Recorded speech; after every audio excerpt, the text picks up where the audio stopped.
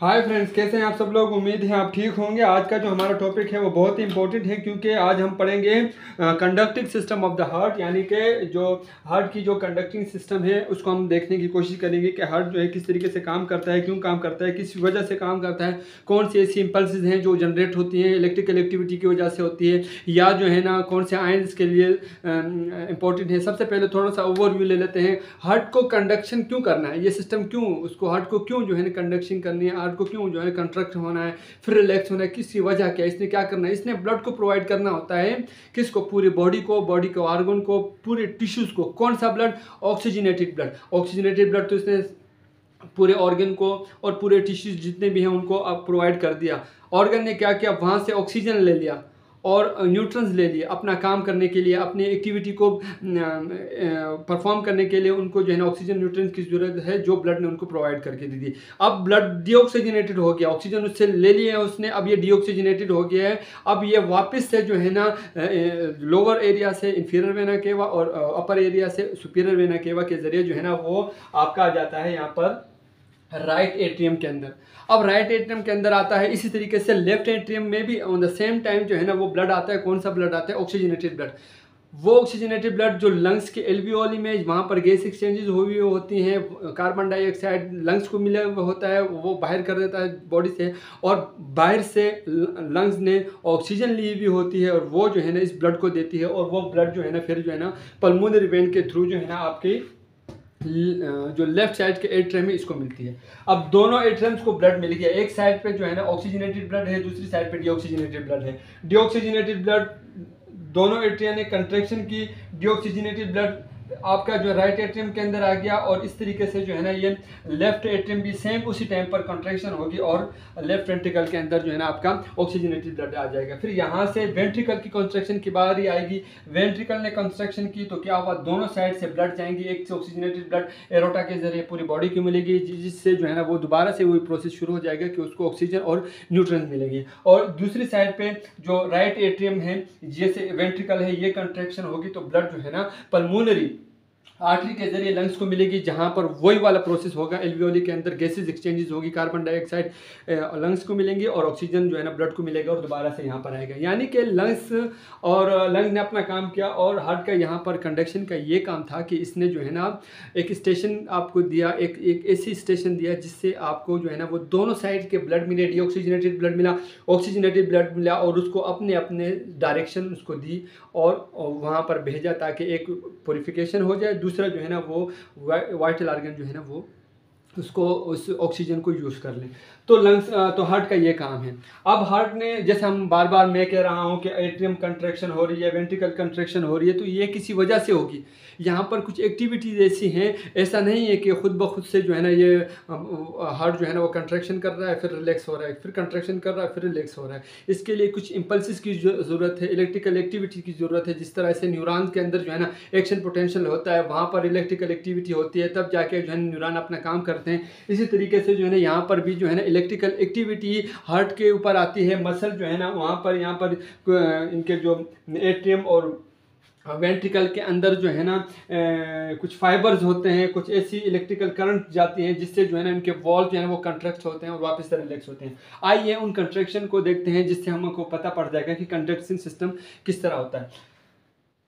यहाँ पर कुछ नोड्स हैं, ऐसे नोड्स हैं, ए बी नोड है, बंडल ऑफ हिज है, right and left bundle of branches हैं, और पनकिनिया फाइबर्स है। ये 5 ऐसी इंपॉर्टेंट क्या कहते हैं इलेक्ट्रिकल एक्टिविटी कंडक्शन करने के लिए जो है ना वो आपके एरियाज हैं, जो जिसको हमने समझने बहुत लाजमी है। ऐसे नोड क्या क्या करता है, ये पेसी मेकर है, यानी कि ये जो है ना वो आपका इम्पल्सिस को जनरेट करता है, इलेक्ट्रिकल एक्टिविटी को जनरेट करता है, इसलिए इसको पेसी मेकर बोलते हैं। यही रिस्पॉन्सिबल होता है अगर किसी भी इंसान का, ह्यूमन का ये ऐसे नोड बिल्कुल सही काम कर रहा है, तो ये जो है ना वो इम्पल्सिस को जनरेट करने की एबिलिटी रखता है और यही इम्पल्सिस को जनरेट कर सकता है। इसके अलावा जैसे ही ये इम्पल्सिस जनरेट करेगा तो ये दोनों साइड के एट्रियम के वॉल के ऊपर ये इम्पल्सिस जाएंगी।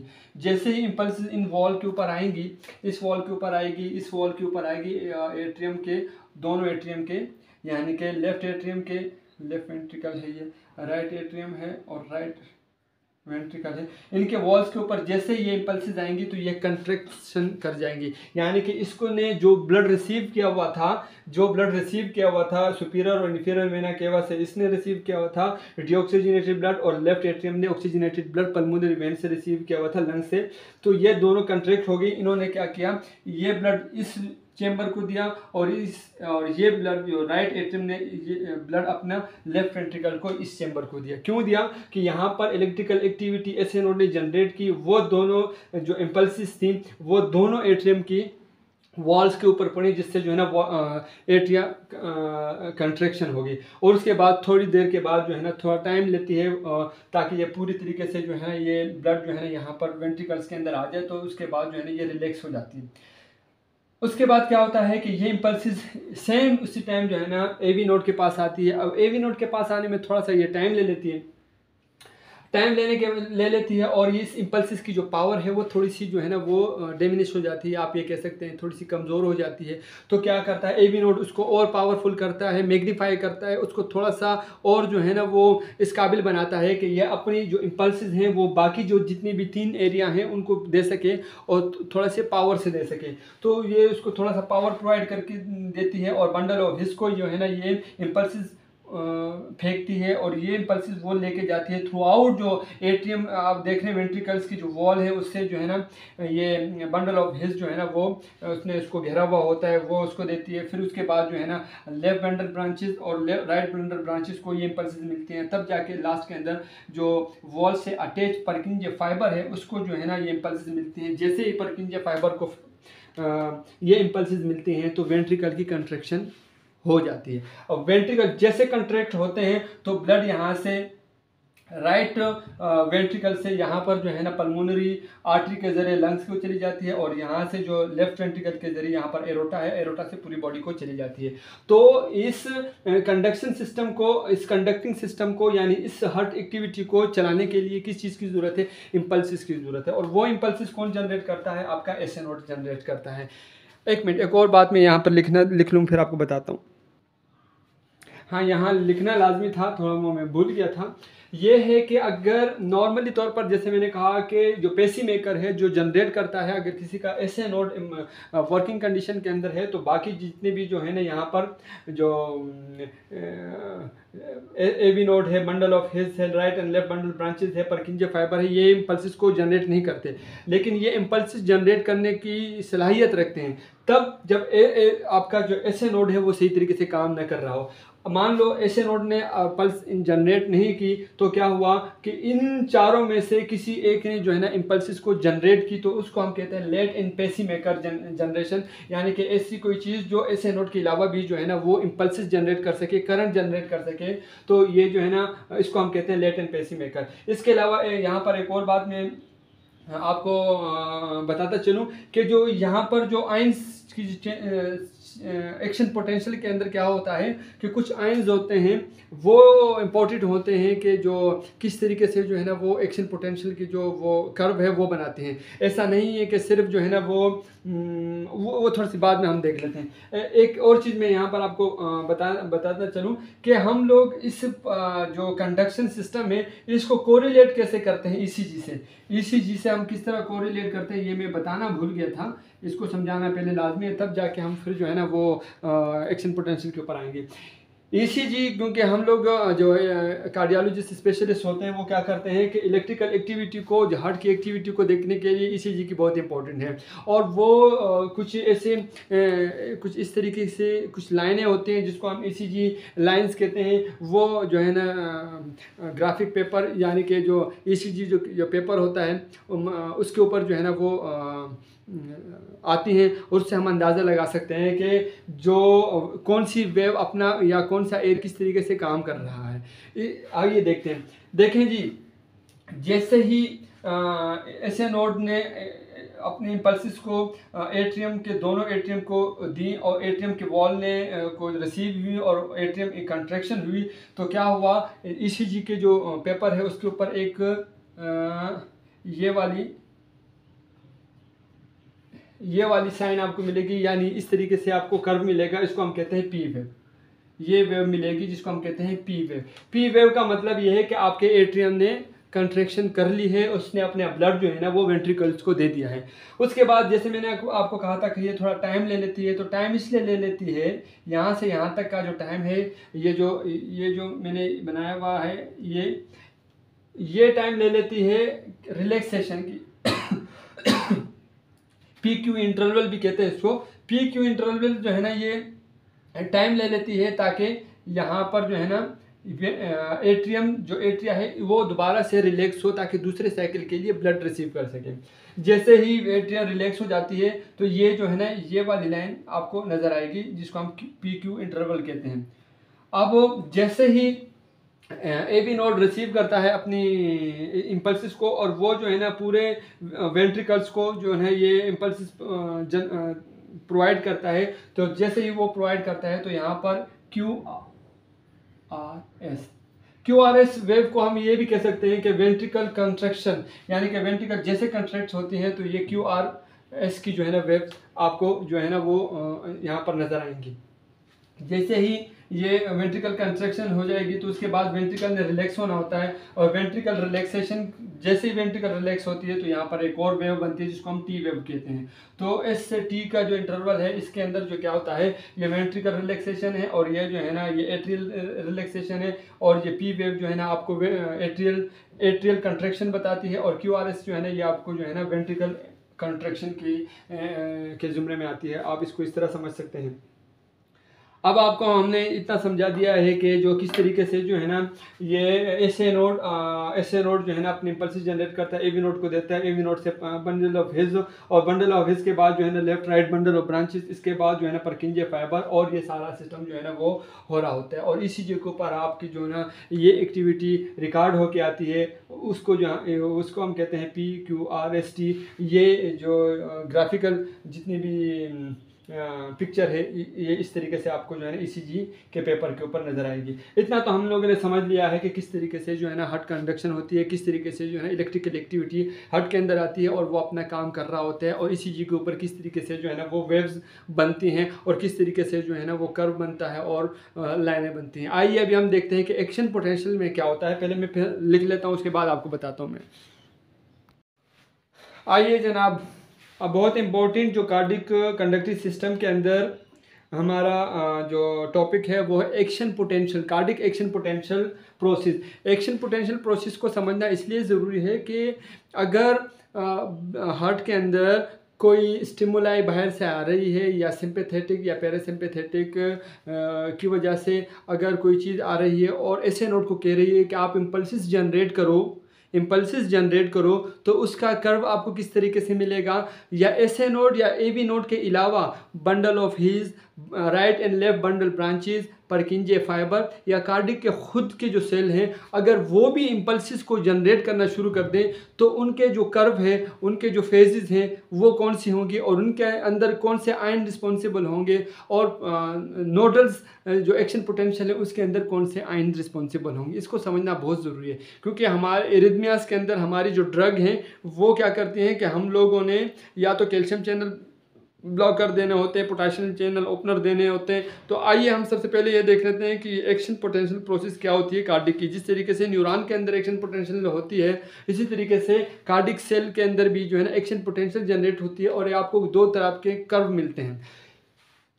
अब अगर इम्पल्सिस एसए नोड और एबी नोड से जनरेट होंगी तो उसको हम कहते हैं नोडल एक्शन पोटेंशियल, यानी वो इम्पल्सिस जो हार्ट जनरेट करे या हार्ट उससे काम करे और वो इम्पल्सिस जनरेट हों एसए नोड से या एबी नोड से, तो उसको हम नोडल एक्शन पोटेंशियल कहते हैं। लेकिन अगर इन दोनों के अलावा किसी और वजह से भी हार्ट जो है ना वो इम्पल्स जनरेट कर रहा है और अपनी एक्टिविटी को कार्डिक जो एक्टिविटी है उसको ज़्यादा कर रहा है या कम कर रहा है, तो इसके लिए यानी कि अगर bundle of His, right and left bundle branches, परकिंजे fibre या कार्डिक सेल, इनकी वजह से अगर इम्पल्सिस जनरेट हो रही हैं तो उनकी जो कर्व होगी, उनकी जो एक्शन पोटेंशियल कर्व होगी वो इस तरह की होगी।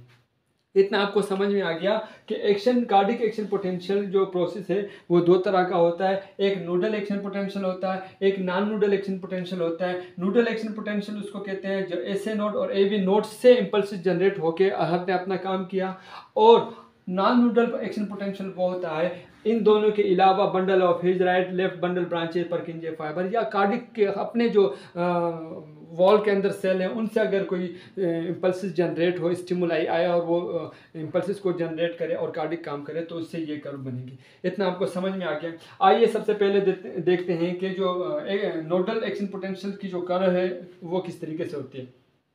नोडल एक्शन पोटेंशियल की कर्व को समझने के लिए ये मैंने यहाँ पर सेल लिखी भी है, जो एस ए नोड या ए बी नोड की जो सेल हैं या कार्डिक सेल है वहाँ पर जो है ना, वहाँ से जो है ना इम्पल्सिस जनरेट होंगी तो किस तरह होंगी। ये देखिए, ये एस ए नोड की या ए बी नोड की सेल है।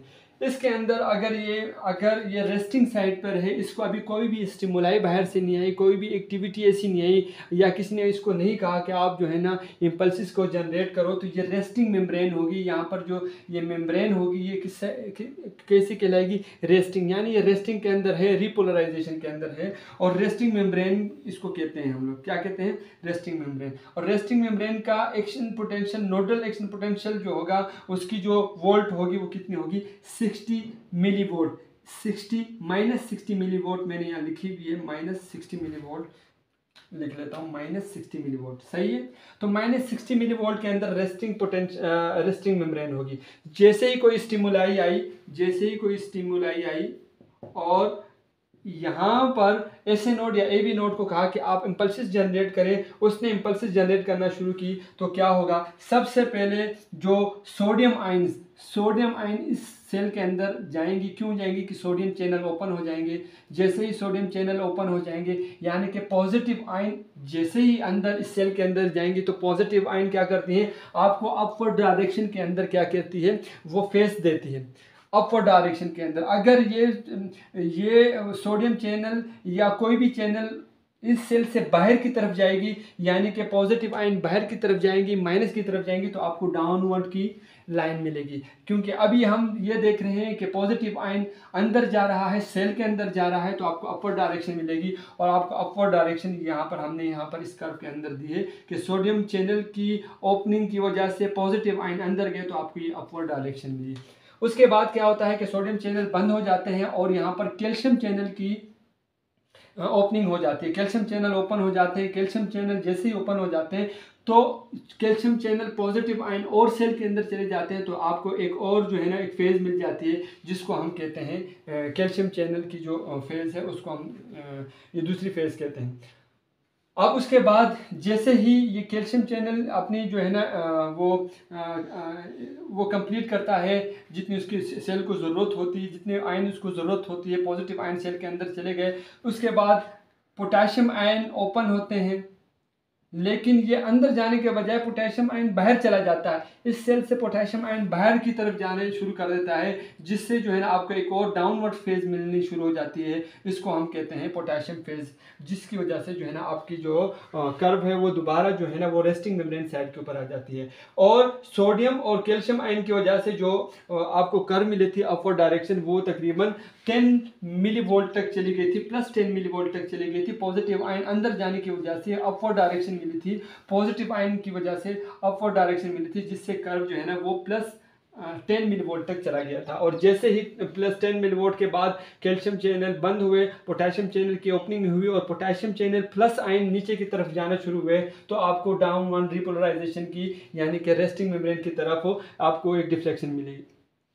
अब इन फेजेस को हम जिस तरीके से न्यूरॉन्स के अंदर होता है कि फेज़ 1, फेज़ 2, फेज़ 0, फेज़ 4, तो यहाँ पर जो नोडल एक्शन पोटेंशियल है इसके अंदर 1 और 2 फेज़ नहीं होता, बल्कि इसके अंदर जो होता है ये सोडियम आयन के जो चैनल जैसे एंट्री करते हैं इसको हम फेज़ 4 कहते हैं, कैल्शियम आयन जैसे एंट्री करता है इसको हम फेज़ 0 कहते हैं, और पोटेशियम आयन जैसे ही बाहर जाता है इसको हम फेज़ 3 कहते हैं। समझ में आ गई? यानी कि एक्शन पोटेंशियल जो नोडल एक्शन पोटेंशियल है वो शामिल है 0 फेज़, 3 फेज और 4 फेज के अंदर। 0 फेज आपका ये है जो कैल्शियम की वजह से हुआ, सोडियम फेज की वजह से 4 फेज, और पोटेशियम की वजह से तीसरे नंबर की फेज आपको मिलने को मिलेगी। अब यहाँ पर अगर हम देखेंगे तो यहाँ पर आपको दूसरे साइड के ऊपर जो आपको मिलेगी वो नॉन नोडल एक्शन पोटेंशियल होगी। उसके लिए किस तरीके से होता है कि अगर SA नोड और AB नोड के अलावा अगर किसी दूसरी यानी कि बंडल ऑफ हिज राइट और left bundle branches Purkinje fibre cardiac cell ने आपकी जो है ना वो इम्पल्सिस जनरेट की, तो उसकी कर्व इस तरीके से होगी। और इसकी रेस्टिंग मेम्ब्रेन, यहाँ पर रेस्टिंग मेम्ब्रेन -60 एम वोल्ट के अंदर थी, लेकिन यहाँ पर इसकी रेस्टिंग मेम्ब्रेन -90 एम वोल्ट के अंदर होगी। रेस्टिंग मेम्ब्रेन -90 मिली वोल्ट के अंदर होगी। तो ये रेस्टिंग मेम्ब्रेन आप मान लीजिए कि बंडल ऑफ हिज की right left bundle branches Purkinje fibre cardiac fibre की जो है ना वो सेल है। इसकी जो रेस्टिंग मेम्ब्रेन है वो -90 मिली वोल्ट है। अब ये रेस्टिंग मेम्ब्रेन, इस रेस्टिंग मेम्ब्रेन की जो फेज़ है इसके लिए कौन सी चैनल रिस्पॉन्सिबल है? ये है पोटाशियम। पोटाशियम चैनल यहाँ पर लगातार बाहर की तरफ जा रहे हैं, और पोटाशियम चैनल जैसे जिस तरीके से बाहर जाते हैं तो यहाँ पर उसका एक रेस्टिंग मेम्ब्रेन जो है ना एक फेज़ क्रिएट होता है, जिसको हम कहते हैं फेज़ 4। इसको हम फेज़ 4 कहते हैं, लेकिन फेज़ के बारे में मैं बाद में आऊँगा। लेकिन पोटाशियम चैनल आप समझ लीजिए। जैसे ही सोडियम चैनल, जैसे ही यहाँ पर आपके जो है ना सोडियम चैनल ओपन होते हैं, सोडियम चैनल प्लस आयन जैसे ही अंदर जाएंगे, सेल के अंदर जाएंगे, तो जैसे मैंने कहा कि प्लस आयन आपको अपवर्ड डायरेक्शन के अंदर फेज देंगी, तो ये अपवर्ड डायरेक्शन के अंदर आपको एक फेज मिल चुकी है। क्यों मिली? कि आपके सोडियम चैनल ने एंट्री कर दी। अब क्या होता है कि सोडियम चैनल बंद होने के बाद सोडियम चैनल बंद हो जाते हैं और पोटाशियम चैनल आपके ओपन हो जाते हैं। और पोटाशियम चैनल का काम यह है कि ये सेल से बाहर जाते हैं। जैसे ही ये पोटाशियम चैनल सेल से बाहर जाएंगे तो आपको एक डाउनवर्ड की एक फेज मिलेगी, जिसको हम पोटाशियम चैनल, मैंने यहाँ पर लिखा हुआ है, और वो पोटाशियम चैनल यहाँ पर आपको दिखाई दे रहा होगा। इसके बाद डायरेक्ट क्या होता है कि कैल्शियम चैनल ओपन हो जाते हैं, और कैल्शियम चैनल जैसे ही ओपन होते हैं तो सेल के अंदर पॉजिटिव आयन जा रहा होता है। तो ये क्या करता है कि ये जो डाउनवर्ड की तरफ जो पोटाशियम चैनल की वजह से जो फेज शुरू होती उसको बैलेंस करने की कोशिश करता है, और कर भी लेता है। क्यों? अगर एक साइड से पोटाशियम चैनल बाहर की तरफ जा रहा है, पॉजिटिव आयन बाहर जा रहे हैं, तो दूसरी साइड से कैल्शियम चैनल अंदर की तरफ सेल के अंदर जा रहे हैं। तो यानी कि अगर पोटेशियम प्लस पॉजिटिव आयन बाहर जा रहे हैं तो दूसरी तरफ पॉजिटिव आयन अंदर भी जा रहे हैं, तो ये बैलेंस के अंदर आ जाता है और आपको एक और स्ट्रेट लाइन के अंदर एक फेज मिल जाती है, जिसको हम प्लेचिव फेज भी कहते हैं। कौन सी फेज? प्लेचिव फेज, याद रखिएगा। और ये कैल्शियम आयन की वजह से होता है। थोड़ी देर तक ये इसको मेंटेन करता है, लेकिन उसके बाद कैल्शियम चैनल बंद हो जाते हैं और पोटाशियम चैनल दोबारा ओपन हो जाते हैं, ये डोमिनेट कर जाते हैं और पोटाशियम चैनल लगातार बाहर की तरफ चले जाते हैं। तो आपको एक डाउनवर्ड की फेज मिल जाती है और वापस से जो ये मेम्ब्रेन है, ये रेस्टिंग मेम्ब्रेन 90 मिलीवोल्ट तक आ जाती है। और ये सोडियम आयन चैनल की वजह से जो आपकी जो अपवर्ड डायरेक्शन जाती है वो प्लस 40 मिलीवोल्ट तक चली जाती है। यहाँ पर जो है ना ये 10 मिलीवोल्ट तक चली जाती है, लेकिन यहाँ पर 40 मिलीवोल्ट तक चली जाती है। आपने देखा। और अभी हम आपको ये बताते हैं कि ये फेजेस हैं ये किस किस वजह से होती है। ये तीसरी नंबर फेज है, ये दूसरी नंबर फेज है, 1 फेज है, और ये है आपकी 0 फेज, और ये है आपकी 4 फेज। तो इसके अंदर जो अगर आप इसको देखेंगे तो इसके अंदर 0, 1, 2, 3, 4, इसके अंदर आपको चारों की चारों फेजेस मिलेंगी। इसके अंदर सोडियम चैनल की जो एंट्री की वजह से आपको अपवर्ड डायरेक्शन मिलेंगी, इसको 0 फेज कहते हैं। पोटेशियम चैनल की ओपनिंग की वजह से पोटेशियम चैनल पॉजिटिव चैनल बाहर जाते हैं, इसको हम फेज़ 1 बोलते हैं। कैल्शियम चैनल इसको मेंटेन करने की कोशिश करता है, एक स्ट्रेट लाइन बनने की शुरू होती है और पॉजिटिव आयन और एक तरफ जा रहा है दूसरी तरफ आ रहा है, तो एक स्ट्रेट लाइन क्रिएट हो जाती है, प्लेचिव फेज़ कहते हैं उसको, वो फेज़ 2 कहलाती है। और उसके बाद जैसे ही कैल्शियम चैनल बंद हो जाते हैं और पोटेशियम चैनल जो है ना वो खुले खुले रह जाते हैं और पोटेशियम चैनल लगातार बाहर जा रहे होते हैं, जिसकी वजह से क्या होता है कि आपका एक और फेज़ डाउनवर्ड फेज़, उसको हम फेज़ 3 कहते हैं। और इसको यहाँ पर मेंटेन करके, इस रेस्टिंग मेम्ब्रेन को मेंटेन करने के लिए ये पोटेशियम चैनल थोड़ी देर के लिए स्टे करते हैं, उसको हम कहते हैं रेस्टिंग मेम्ब्रेन फेज़ 4। तो ये आपने देखा कि नोडल एक्शन पोटेंशियल के अंदर 0, 3, 4 और नॉन नोडल एक्शन पोटेंशियल के अंदर 0, 1, 2, 3, 4 की फेजेस आती हैं। अब हमने ये देखना है कि आपका जो है ना, इसको समझाने की ज़रूरत ये थी कि एरिथमियास के केस में क्या होता है कि आपका जो है ना एसए नोड भी जो है ना वो इम्पल्सेस जनरेट कर रहा है और किसी भी वजह से किसी भी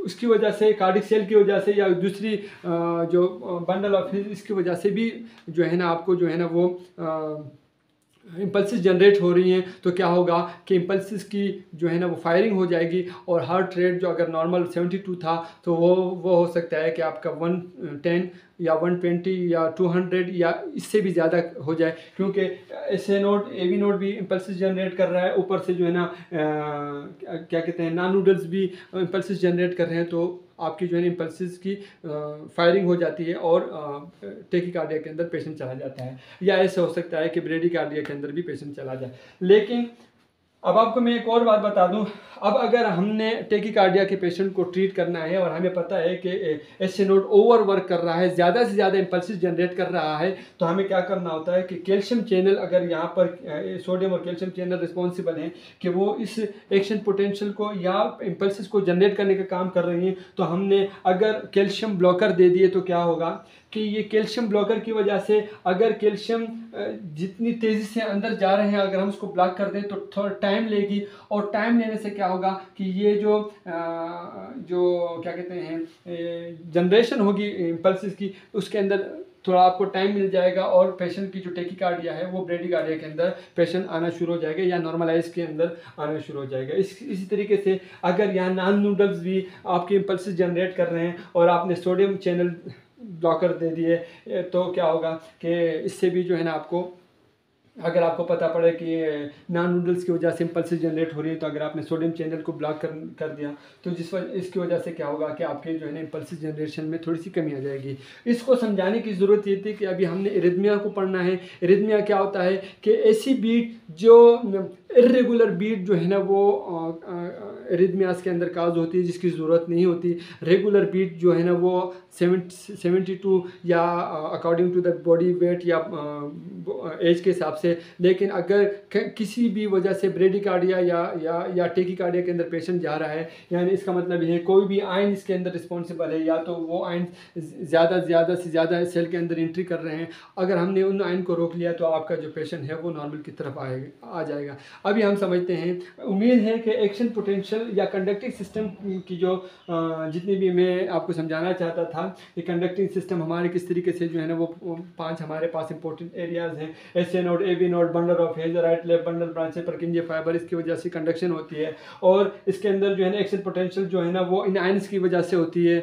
तो इसको समझाने में उम्मीद है कि आपको ये समझ आ चुकी होगी। अभी हम एरिथमियाज और एंटी एरिथमिया ड्रग्स के बारे में पढ़ेंगे। उम्मीद है ये लेक्चर जो मैंने आपको बताया है कंडक्टिव सिस्टम के बारे में आपने समझ लिया होगा।